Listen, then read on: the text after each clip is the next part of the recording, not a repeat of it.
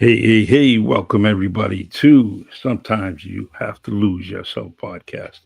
I'm Charlie Perry, along with my co host Marvin Coach Speller. He's definitely my coach, teaches me something every single day.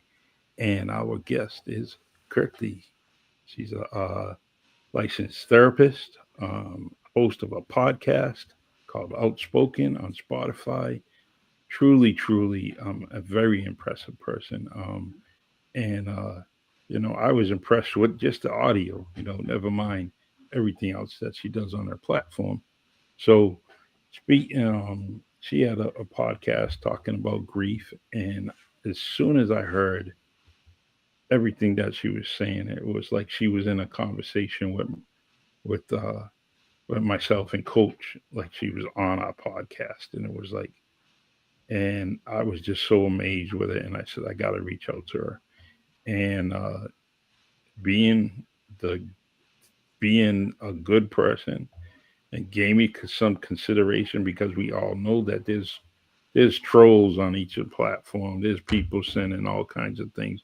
You don't know who you're dealing with, but she had a good vibe about myself as I did with her, and we have her on the podcast. Kirti, So much, how Charlie. you doing? Yeah, I'm doing great. And thank you so much for having me today. Thank you so much, Marvin. So lovely to see you guys.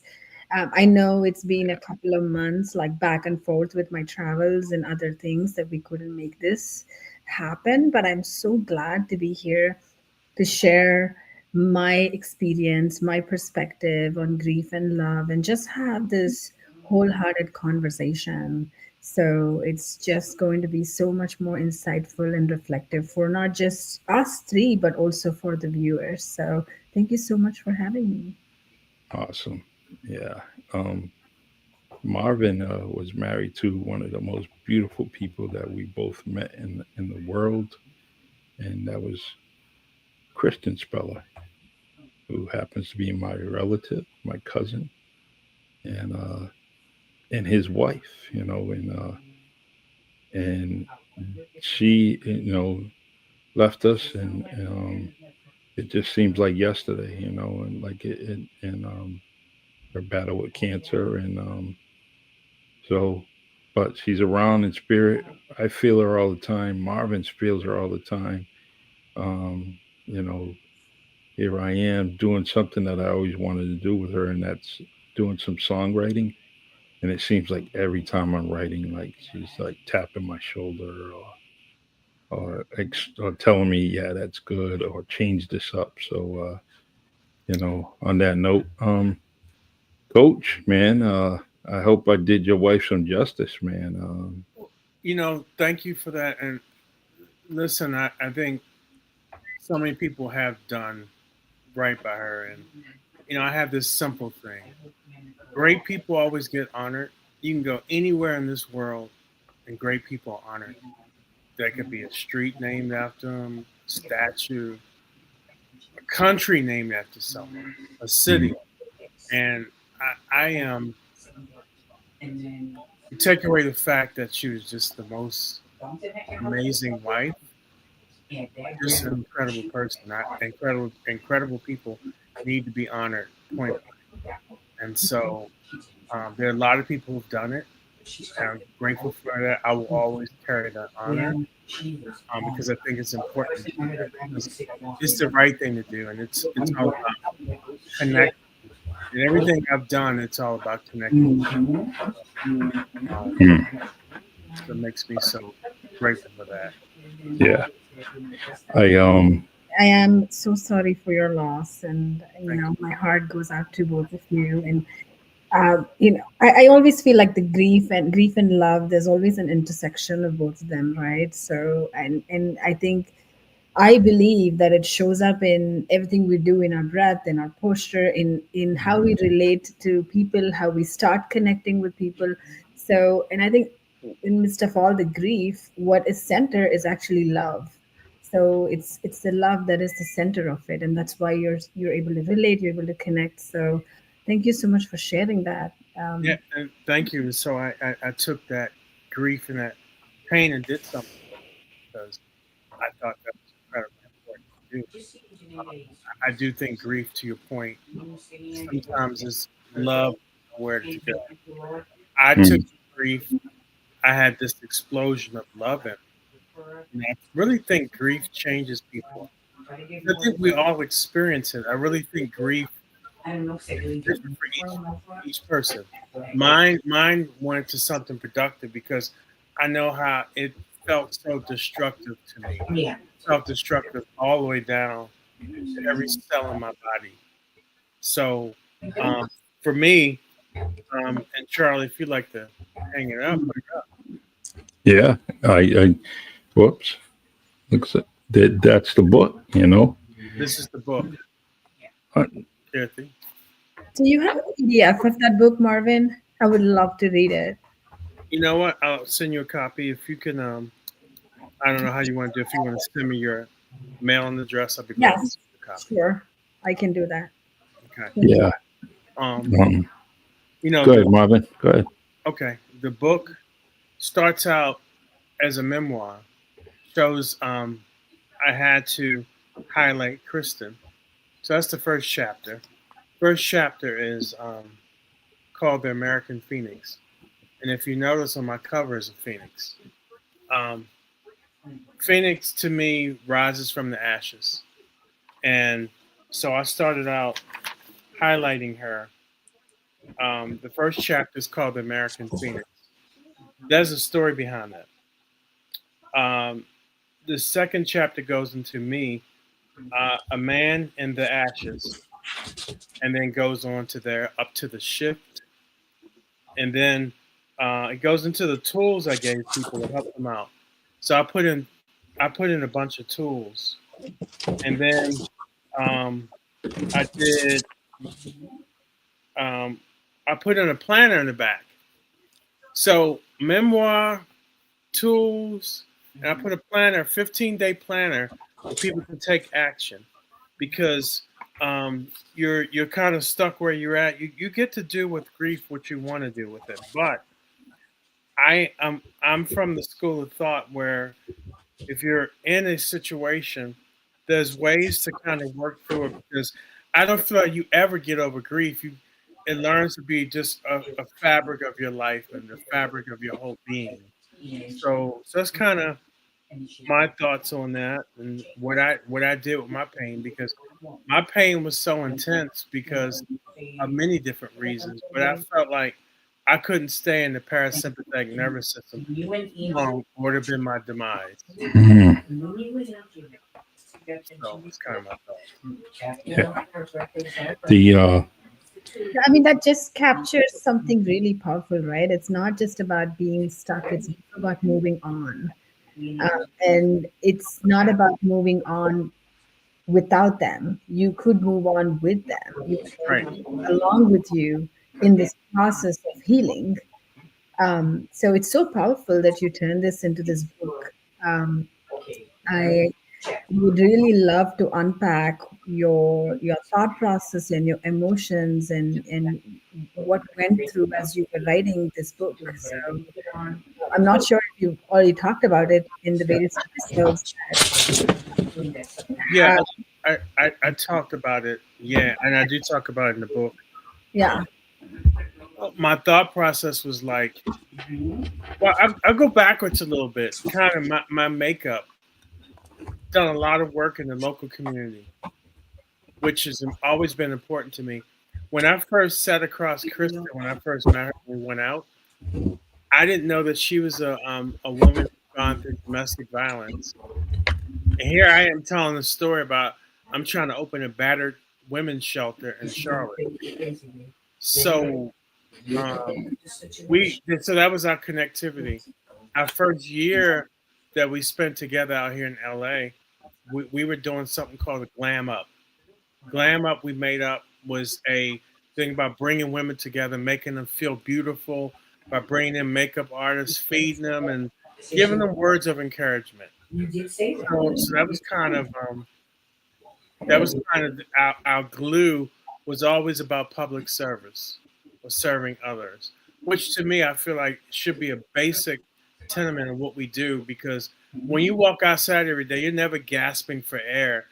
we have so much abundance and just free stuff. You got flowers, you got the birds chirping, and so it's always been about service. And so I was thinking about while I was in my pain, making that decision whether I was going to make it or not. I was like, I can archive what I've gone through and one day share it. I didn't know how I was going to share it, but that me being a coach and just loving people, I was like, you know what, it's going to be an opportunity to get this out to people and hopefully help them feel a little bit better. So true. So that The was the mindset. So great question. Yeah. I do have a follow-up question, but as you're talking about this, it's just like a reflection for myself. I've lived with grief myself, and both before I became a therapist and even afterwards.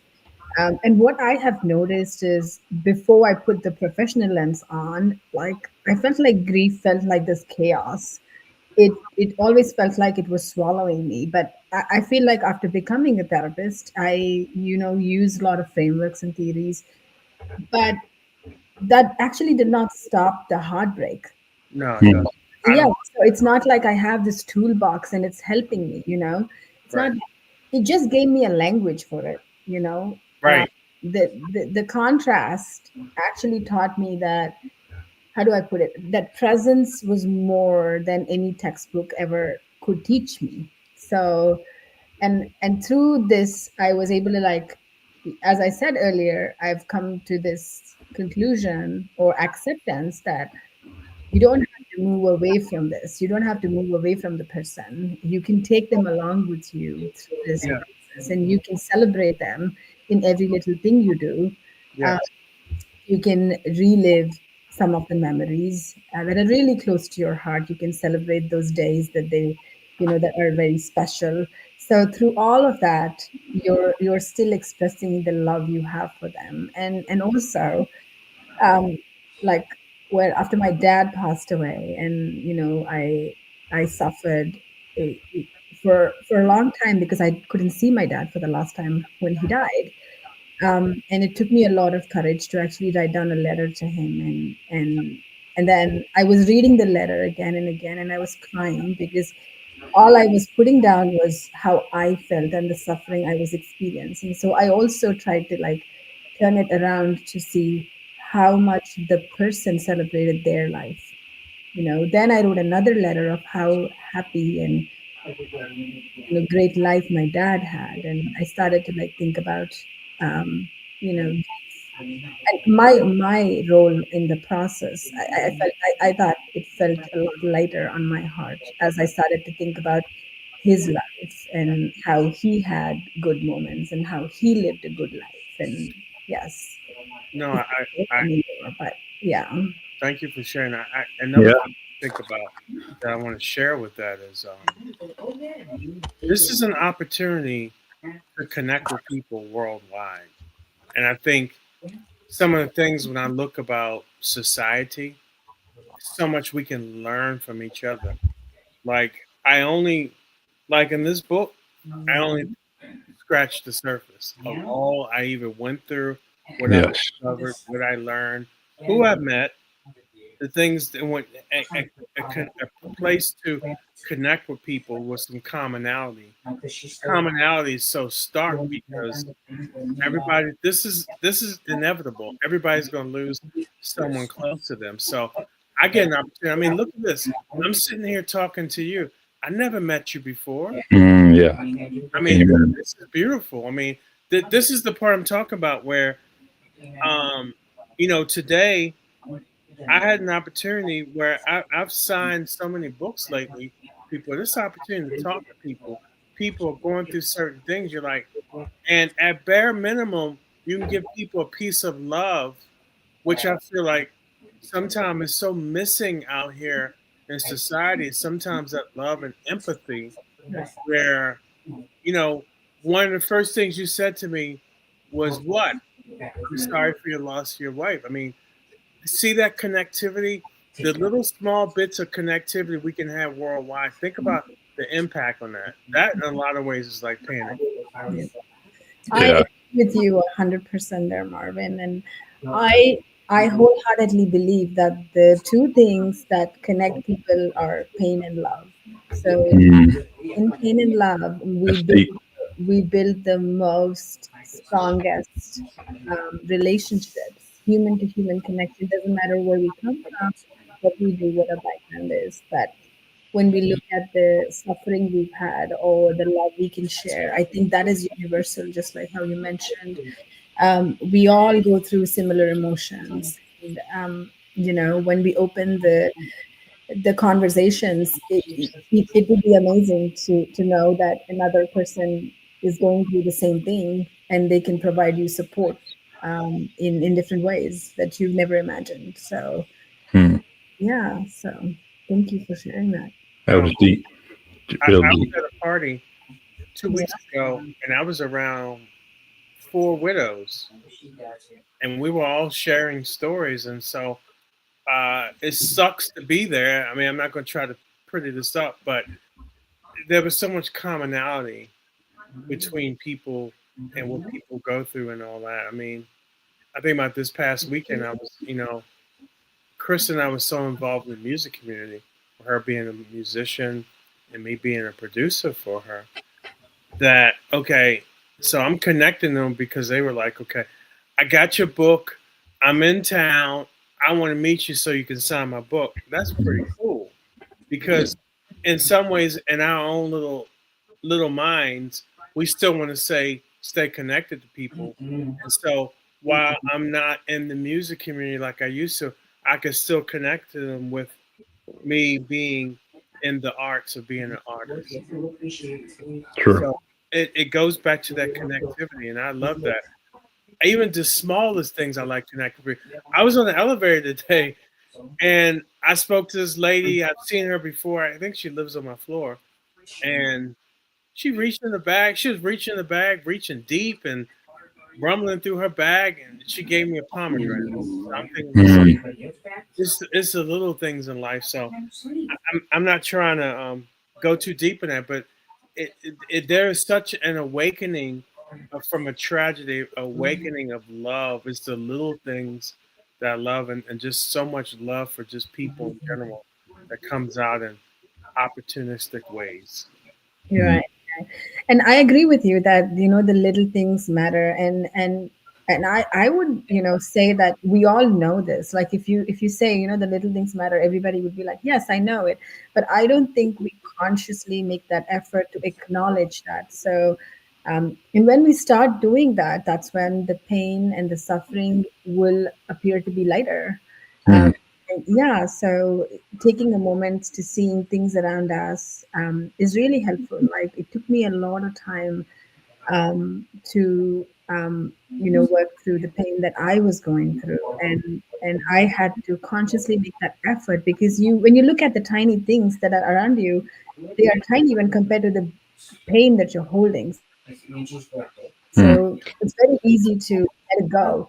But when we start changing our mindset and start opening up ourselves to be, okay, you know what, I have to take a step back, and somebody is sharing their story or expressing empathy. They really concerned about me, and that actually changes. And that also starts with a huge support system. So if we have friends are suffering, we actively mentoring and reaching out to them, and checking in with them, and not asking them how they are doing, but offering what we can do for them makes Hmm. a difference. So it's not That's a hey, I love that you said that.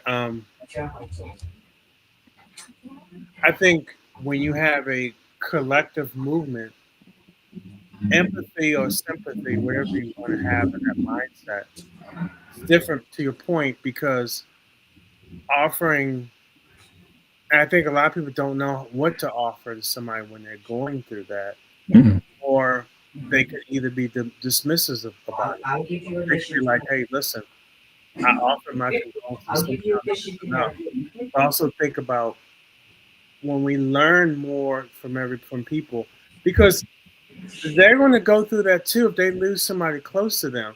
yeah, They're going to be reaching for something too, and you hope they have that support there. And I think collectively a lot of my support have come from very close friends, a lot of times total strangers. Mm.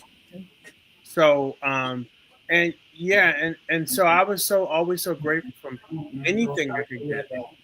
So, but I think your point's interesting there, where because I think and more people, of this forces you to be forthright if you choose to be, because I would have never shared my thoughts and my feelings. Honestly, when I think about chapter 2, that tells about what I went through, and I haven't seen too many men talk about their pain and suffering. And I think it's some and I hope my thought is that more people will come out and share their feelings and we can learn from each other. But um I just don't I think society has a ways to go, because society is like society doesn't want to deal with a broken man. That's just a fact here. And so um yeah, I think collectively we're always learning. I think we're always getting better, even if it's small steps at a time. Right. And this is for all our viewers as well. Like, sometimes we don't know how to respond, right? If somebody is suffering, we don't know how to respond because we are not trained to do that. We don't know the language. We don't know what to ask. So sometimes the best thing is to just say, let me just be next to you. Mm. Presence also makes a bigger impact. So just having that supportive presence, be like, hey, we don't have to talk anything. Let me just be next to you. Yeah, presence is everything. Yeah, I just could be around you, cook for you, be there. Just we don't have to talk. That's a So good point. That's so true, though. Yeah, that's the first time I'm hearing that, and yeah, it's so true. It you yeah, think about it, right? We're here, we're present with each other, but it is important to have just someone there.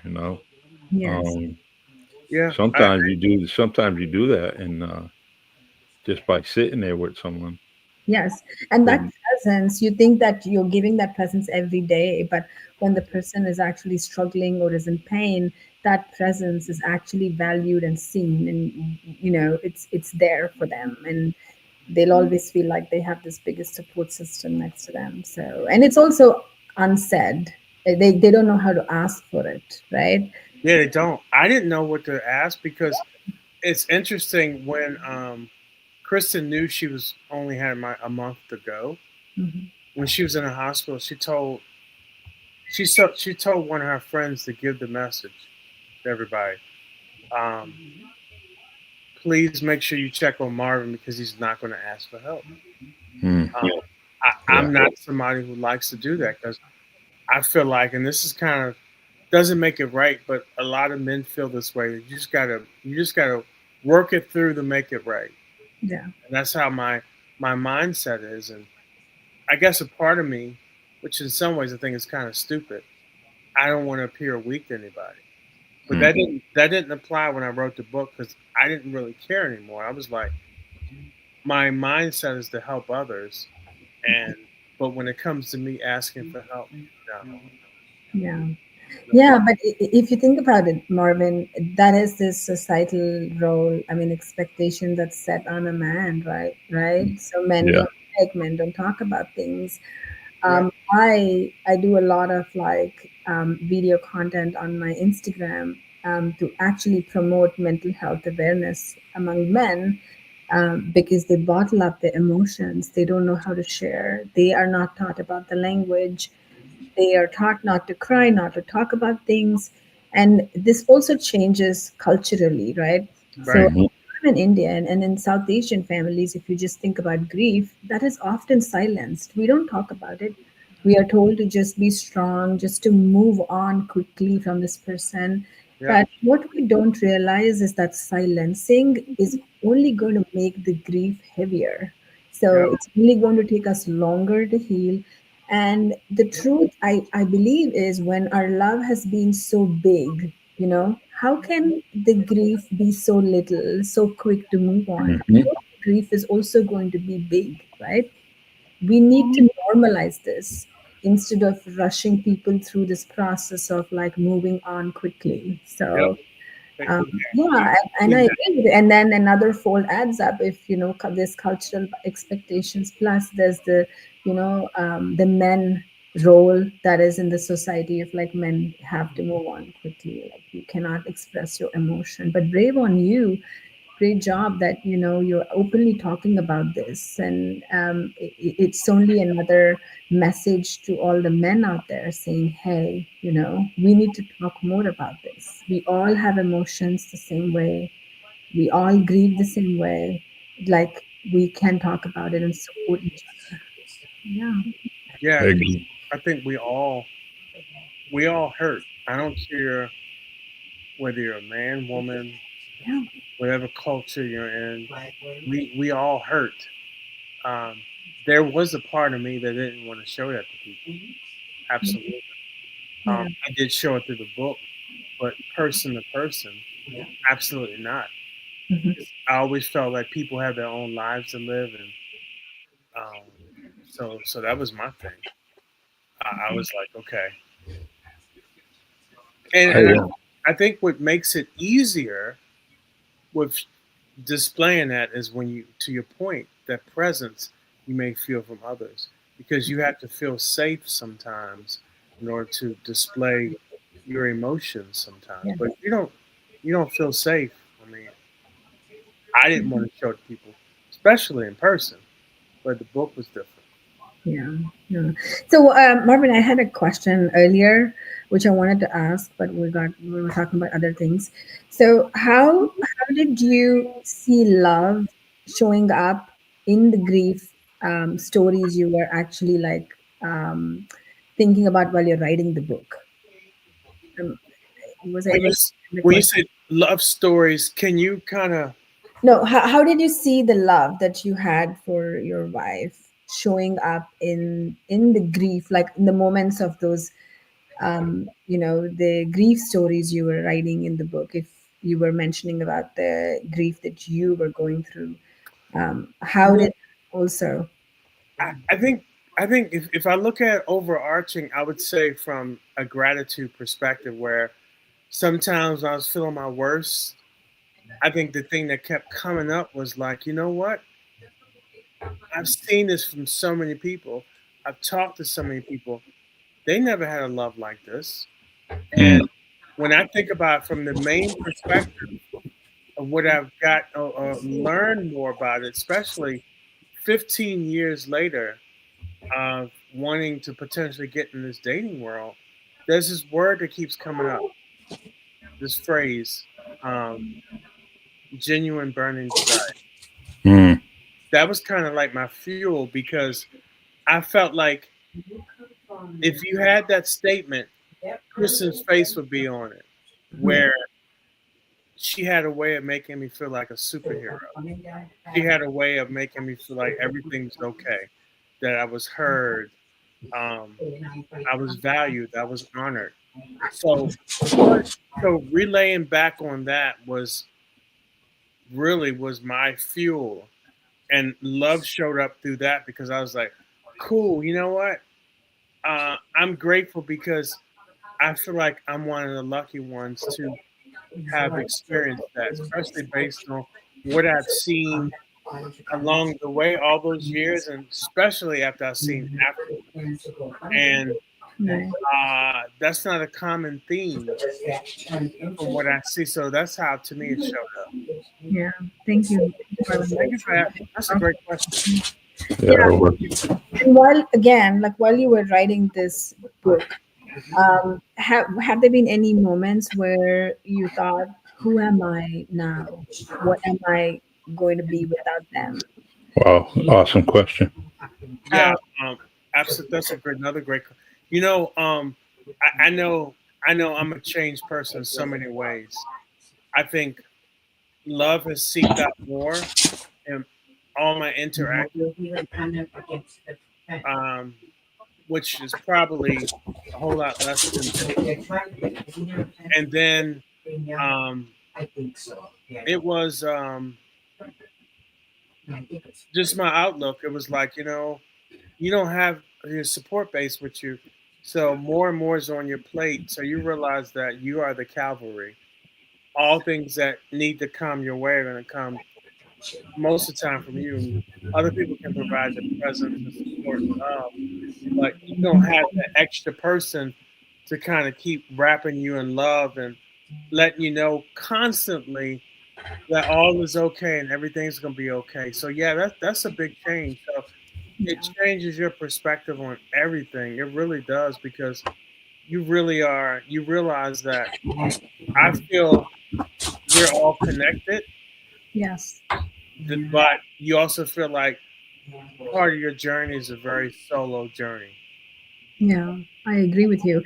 The reason I asked the question is, I feel during this process, a lot of the times our identity, that's shaken, right? When we lose this person, that's shattered because that person is no longer there with us, and that grief can also present this disorientation to us. Our identity is lost and who we are is lost, and that is where I think that the intersection of love and grief, they come together. That is also happening because you have this immense love for this person, and you have also been showered with so much love that cannot be replaced, that kind of love cannot be found. So I was just curious about, No, you're right. It's not the yes, same love. The mhm, love you're receiving is not even remotely the same, but mhm. it's helpful. Yes, But it's absolutely. not the same because you don't want to fall into the trap where Yeah. you're seeking that same experience elsewhere. Yeah, the same love that is giving you this pain through the grief is the same love that's also going to give you the resilience to move on, and heal and grow and feel. And again, like you said earlier, share your experience with other people so you can connect and help other people to heal in this process. And I had to get to this point 2 years later. It's not been easy, and it's uh, really I would say I feel sorry for anyone Mhm. I love to them lose someone close to them, especially a spouse. I've lost people close to me. This one hit a whole lot harder. Yeah. Um, and you have to come to a point along that path. Do you want to make it or not? I truly understand these folks who have gone through losing a spouse and they don't make it. Mhm. They don't make it because it's that widowhood effect. And it's like you have to really make a conscious decision that you're going to make it. You're going to make it through. And I had to be in that fork in the road. Yeah. Really, I was there. Yeah. And it's hard to explain that to anyone who hasn't either have not lost their spouse or somebody who at that moment before they passed away because that grief was so heavy. And also, when you're in that intersection to make the decision to take to like which road you should take, you don't have to rush through that process. You can take your time to decide which way you want to take, right? Because I also believe that the biggest myth is that time heals all wounds. But the time can create the distance, but healing usually happens because someone feels seen, they feel supported, they are allowed to grieve more openly. When you're providing all of that kind of support, is when this moving on actually happens for this person in reality. That they move on, they take the love with them through that grief. So if you're not able to make that decision of when to do it, that's okay. Right? That's okay. Well, don't you think sometimes that decision is made for you because they pass away? Oh yeah, yes, So, Mhm. so I'm thinking about the detrimental effects on someone's body because they're not taking grief and I wouldn't say analyze it because I don't think you can because I think if you do you get caught in this perpetual spiral. But I think um, you make a decision because mine was like I just want to live because I've had people that tell me, I need you and the world needs you. That helped my decision. But because that was my realization. But I see people who they grieve so heavy from a standpoint of sadness, and that sadness spirals out of control. Yes. Yes. I mean, Really. you definitely have people who take a longer time to grieve. They have this immense sadness. And I think a part of that is also the disorientation that we talked about earlier, that they are, ruminating about who am I going to be? What am I going to be without them? How can I pull this without them? That's And a valid question to me because I think about it all the times. Like I'll be in LA. I'm sure you've been in LA before, right? Tons of places you can go to, and we would always go different places or eat at different places. I'm like, to this day, there's some places I don't want to go to because I don't have my partner with me. Hmm. So when that's a great point for what you said because you feel like you've got that big giant hole. And it's like you still want to do these things, but you want to do it with your partner. But your yeah, partner's not here. You know what I'm saying? yeah. And in some cultures it could be that the person is ready to move on, but the expectation is that they should grieve longer. So like in my culture, like they, as much as they talk about moving on quickly, they have certain expectations of what the woman should do and how the man should handle this kind of situation. So they expect the woman to take longer to move on in life. And so even that too, and then the person is again like confused about what should I do? Like, should I make this move? Should I continue to like, be sad about this? And there's a lot of that too. Yeah, yeah. My goodness, yeah. And I think that sometimes adds to the pain because we are so inundated with so many expectations of how it should be. Like somebody could tell you, it's like, well, um, it's too early to have friends. It's too early. It's too this or too that. Yeah, it's too early to move on. Yeah, it's It's too always too early to early. find somebody else. You Right. can't. I mean, all of these are what every people's expectations. Um, um, Right. Yeah, I I'm sorry if I'm just sitting back because you guys are preaching and teaching me, and I'm just sitting back and listening and learning, and I'm just glad that you're both on this podcast. And don't mind me if I'm silent. oh, Um, Charlie, you remember in the beginning we talked about supportive presence, right? yeah, yes, Yeah, yeah, that's true. And I think that's everything. I think about my first year because the second year was a little different. Like it was weird. So Kamala, she was born and passed away on the same date. yeah. So which I don't feel there's no coincidences out here in life. Um, but that week before, it was such a odd feeling. In some ways, it just felt really just different, so odd, and even it's like you know as you as you move forward in life, you're always going to have these things where some would call them reminders or just different things come up, and that whole week, it was a couple weeks ago, it was September 19th.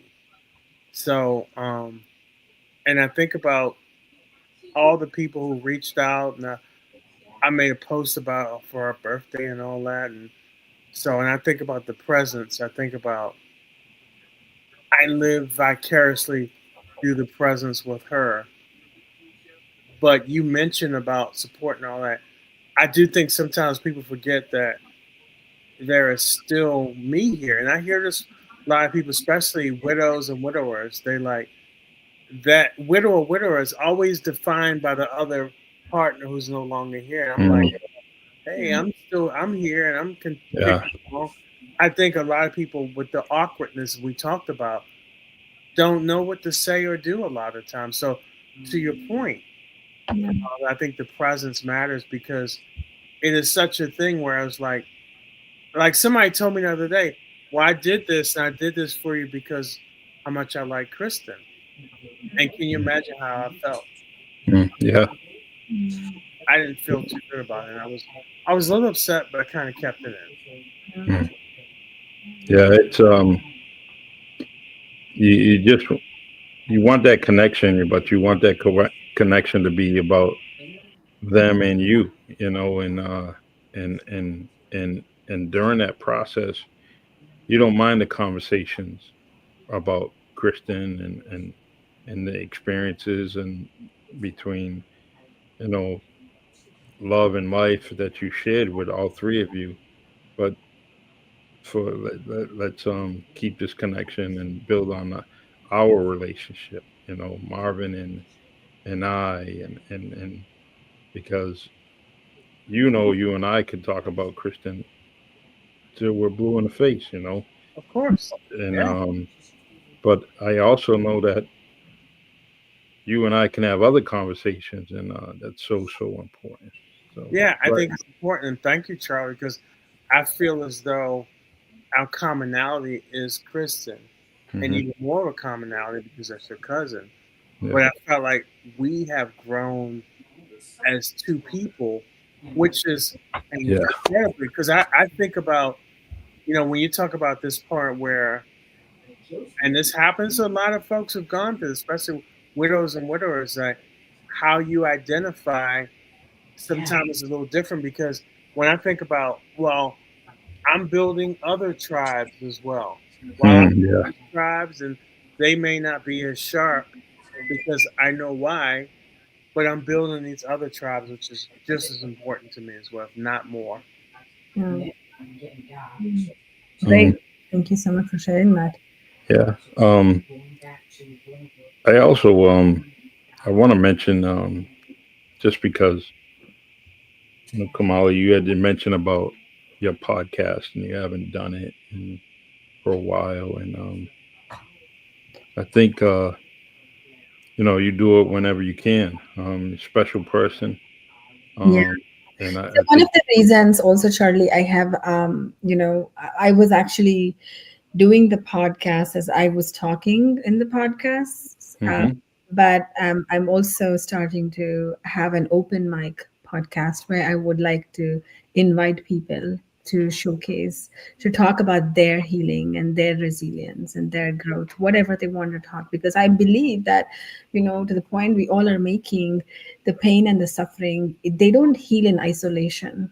hmm In isolation, when it's shared, it softens. And that's why we need a community to like do this storytelling through the book that Marvin is going to share, through the stories we're going to share through the podcasts, or whenever we're talking about our own experiences with pain and suffering, through that storytelling and through that support system is when these conversations will happen. And that's when people will have more support. They will be able to more relate and heal through this suffering that I they are love having what you said. I don't want to cut you off, but Charlie, can you post that? What she said? You don't heal in isolation. in isolation. I Man, love. yeah, You got to put that out. I love that. That's yeah. wonderful. And that is why these kind of like open mics and conversations are very important. We don't need, therapeutic techniques. We don't need coping skills. We can get those if you go to a therapist or if you Google. Right. We need wholehearted, open conversations. Right. I want to tap into what Marvin went through and how he's come out from what his suffering was. And through that, somebody else will be able to like reflect and learn and see themselves if they are in the same process. It's interesting. I have found people, everyday folks, if you want to call them, who are saying how much they benefit from the book. People who haven't lost spouses, people who have gone through something, and they felt like my book has given them hope.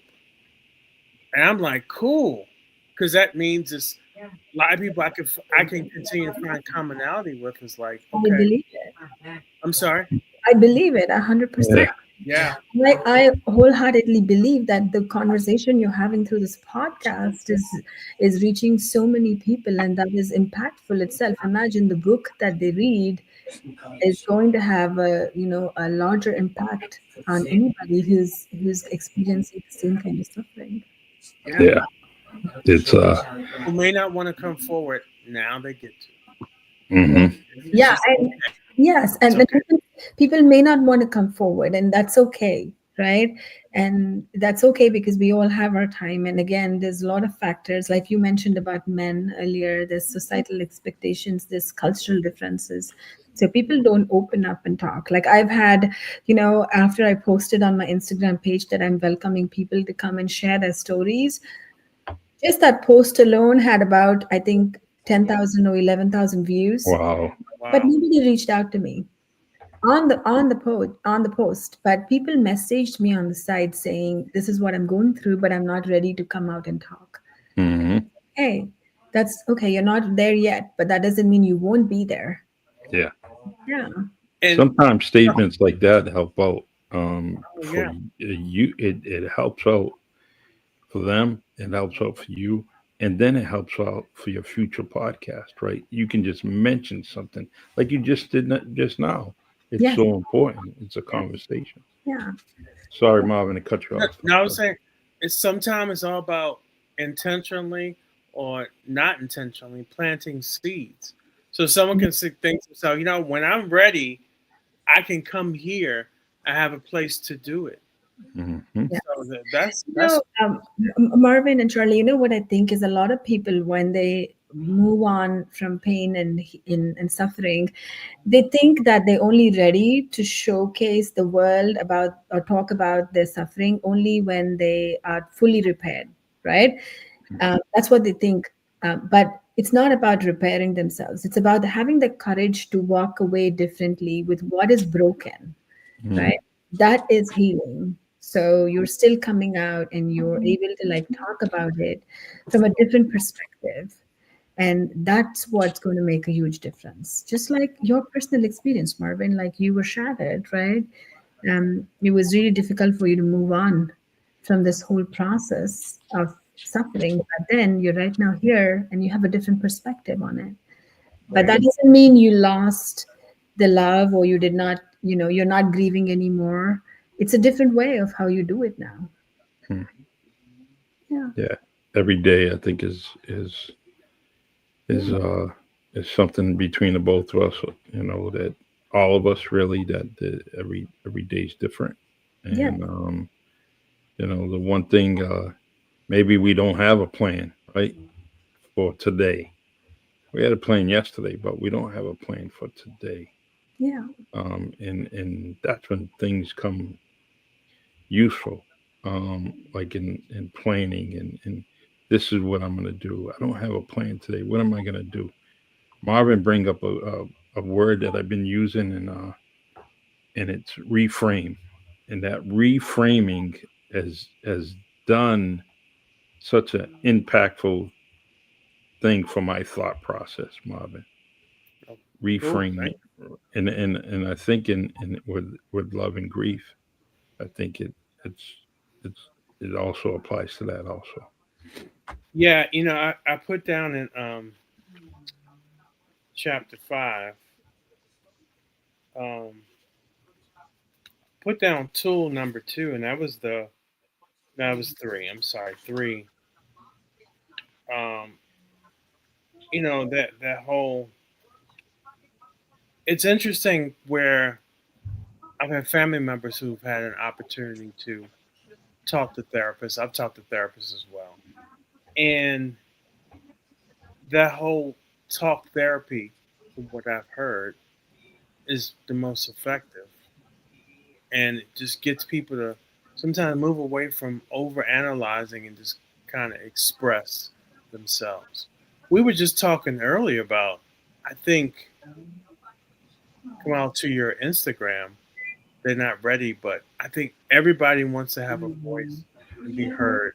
I think everybody wants to be heard, whether it's somebody coming home right before they watch the 6 o'clock news or something, and they're hanging out with their family. And, And you see this a lot when I worked in preschools. I used to run preschools out here in LA. One of the many things I did, and it's always that they get to 3 or 4 years old and they're very expressive. Everybody wants to be heard. Mm. So I I, I love that. And then when you're able to facilitate that with people, I think that's where the beauty starts. Yeah, I you guys, man, you talk about preschool. I'm gonna give both of you a sticker. You know, it's amazing, and um, what what can we do, and as far as with well, let me put it this way. What I want both of you to do is conclude with some kind of a statement that we missed out on, or kind of um, add to anything that you had said during this podcast, because um, this is going to be something special, and I can't wait to put this on Spotify, because I'm going to add that to it. For one, you know, Kamala, you're on Spotify as the Unspoken Confessions of a Therapist, and I want everybody to kind of reach out and go to that page and listen to the many podcasts that she has, many subjects, and it's real important that you just listen to them. Um, I happen to listen to your podcast, driving while I'm at work, um, and it's very inspirational. It led me to you, um, and I like Marvin to do a lot of stuff on Spotify, especially his soothing voice, as we all experience. We see it every week. Yeah. You Thank put this man on audio and let him talk, he's gonna captivate you. And I want him to do more audios, and if he doesn't do it, I can at least do it for him when we come on every week, and put it more on Spotify, because it's just he's a coach for a reason. He's a coach for a lot of reasons, and he can tell me a lot of things. He can lead me in a forest that's so dark and dingy, and I can't see anything. But if I hear his voice, I'm gonna keep following his direction. Make your Means way. so much to me. He's a special guy, and also you're a special woman to put your to go through and find your niche, in therapy, and be able to help many people, whether you think so or not. And thank you for coming on this podcast. Thank you so much, Charlie. Thank you so much for having me. Like I said, I'm always open to talking about these issues because, like I said, we never heal in isolation. So, while you're going to be linking people to my podcast on Spotify, I also want to take this opportunity to invite anybody who's hearing this to reach out to me, if they want to be a part of my podcast, if they want to share their healing journey, so that others would benefit, others would take support and learn and just hear. You never know, what your story is going to have an impact on another person. So please feel free to reach out to me, and we can work something out. Sure. Now, we talked about love and grief. So, just closing this, I want to say that, if we think about grief as being like love's shadow, then the shadow is proof that love actually hasn't left, right? And maybe that's the gift hidden inside the grief. So if we start looking at it like that, it shows us that love was here and love is always there. So, Mhm. and for all the listeners out there, if you are grieving right now, don't rush to fix it. You don't have to be strong. You can let your grief exist. And because it's also proof that, it's also proof of your love. So you don't have to rush through this whole process of grieving, and you can share it with someone you trust, talk with people, so that you feel more supported and lightened in your heart. So, Mm. Great, man. That was priceless. Marvin, you have anything you want to? I do, but I can't believe you had me follow you, Kamala. Yeah, and listen, I'm grateful to have had this time with you. Um, yeah, I'm grateful for the impact you make on this world. Um, this is the path and trajectory I have myself on. Continue to put a dent in this world because I think it's needed.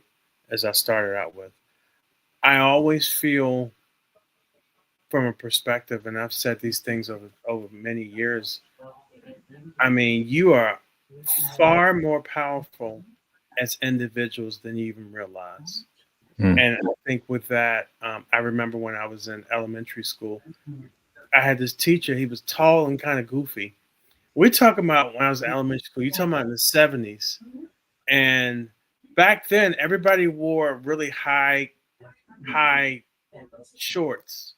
And he, tall guy, had on glasses.